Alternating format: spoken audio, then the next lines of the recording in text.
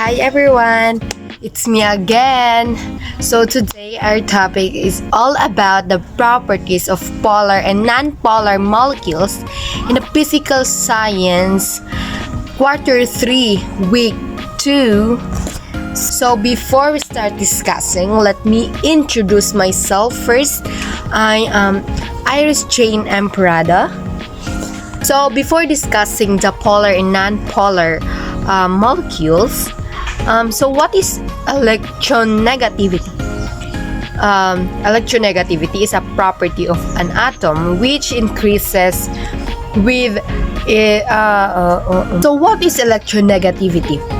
Is a property of an atom which increases with its tendency to attract the electrons of band. If two bonded atoms have the same electronegativity values as each other, they share two electrons equally in a covalent bond. Usually, the electrons in which chemical bonds are made attracted to one atom.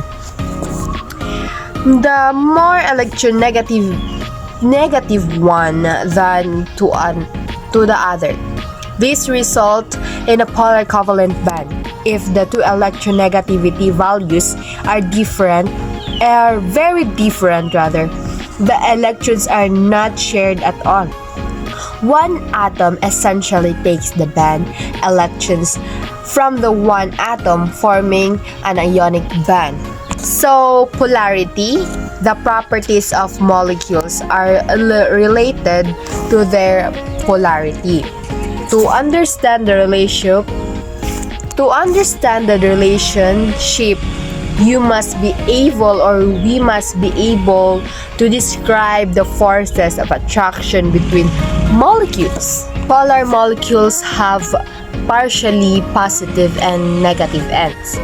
When two polar molecules are near each other, the negative end of one molecule is attracted to the positive end of the other.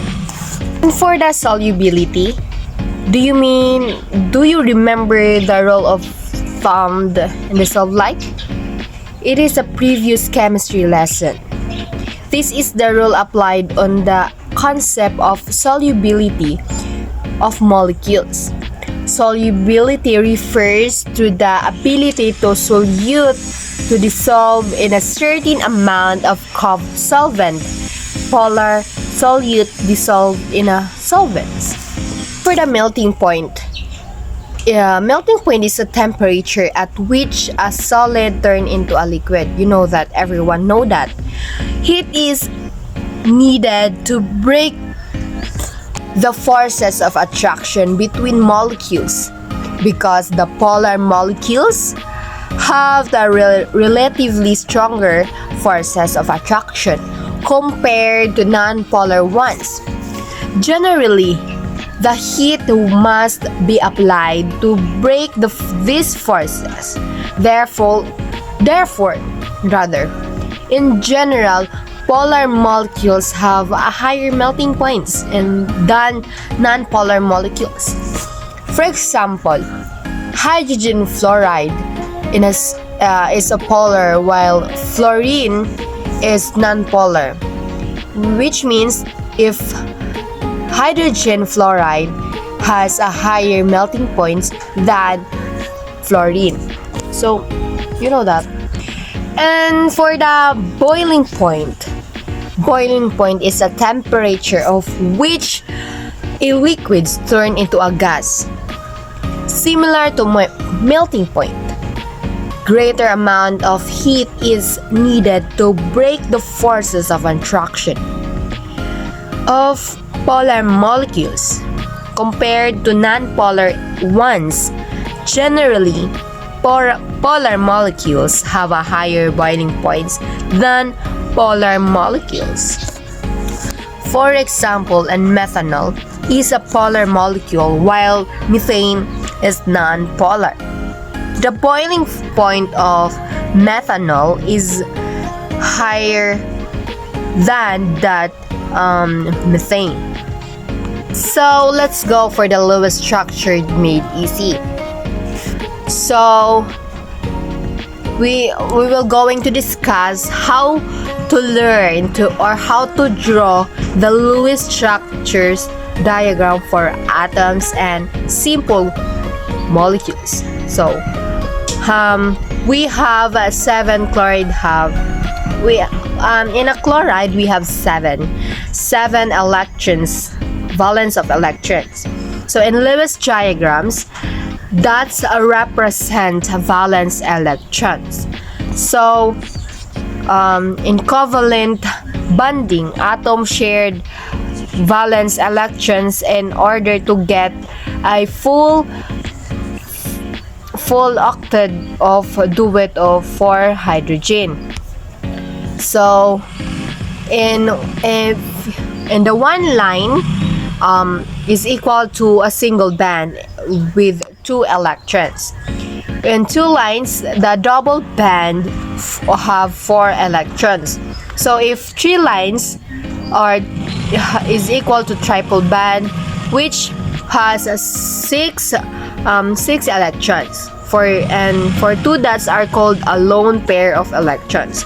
So if we have 4 dots, we have 2 pair of electrons. Lone pair electrons rather. So instead of for drawing the Lewis diagram rather, first is count for the valence electrons. Second, determine the central atom. The element there is only one of. Draw for the single band of each central atom, and for the fourth, put remaining valence electrons on an atom as lone pairs. And for the fifth, turn lone pairs into double or triple bands to give very atoms of octet or duet.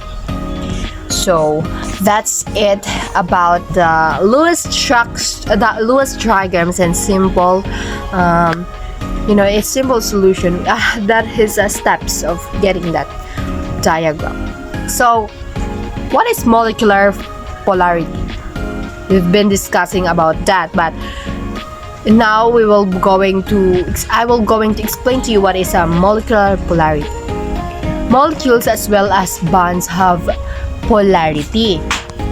So a molecule as a whole is a polar if electrons are attractive to one end of the molecule than to the other end, such as a molecule has a slightly negative end and slightly positive, and we say that it has a dipole or as a polar molecule.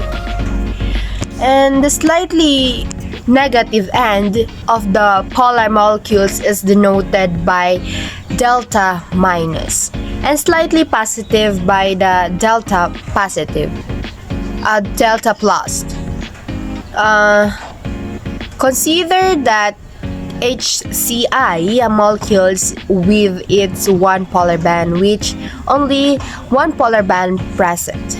It should be obvious that the chlorine end of these molecules must be slightly negative and the hydrogen slightly positive, resulting in a polar molecules. So we will going to compare the polar and non-polar molecules.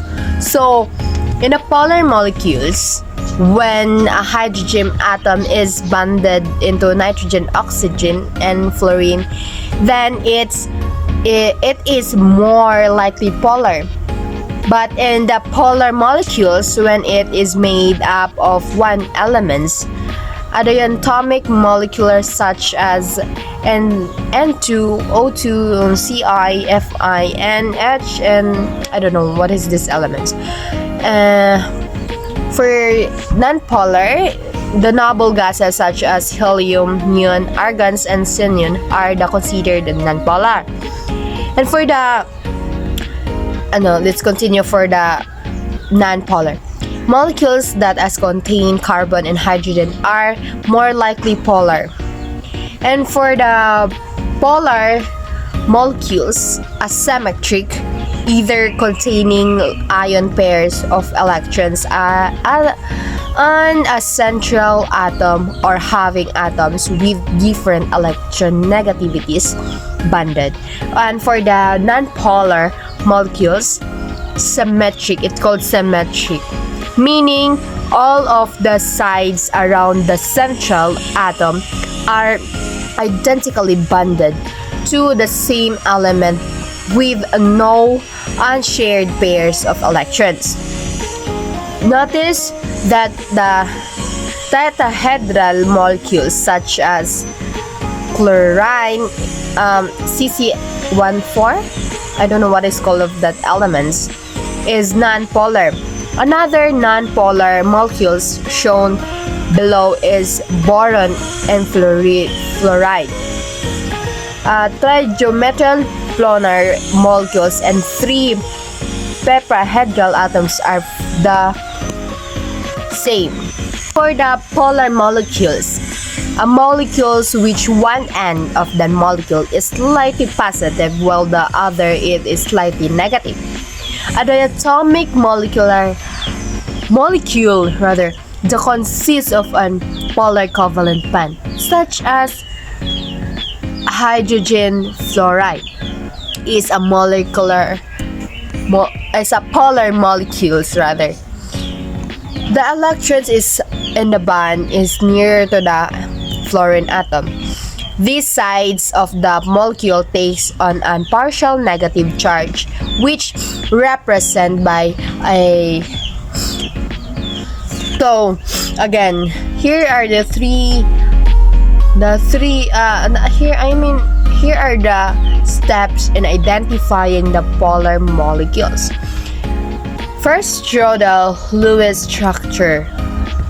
Second, figure out the geometry using the VSEPR theory. And for the third is visualize or draw the geometry. Fourth, find the net dipole moment. You do not have to actually do calculations. If you can visualize it. And for the fifth,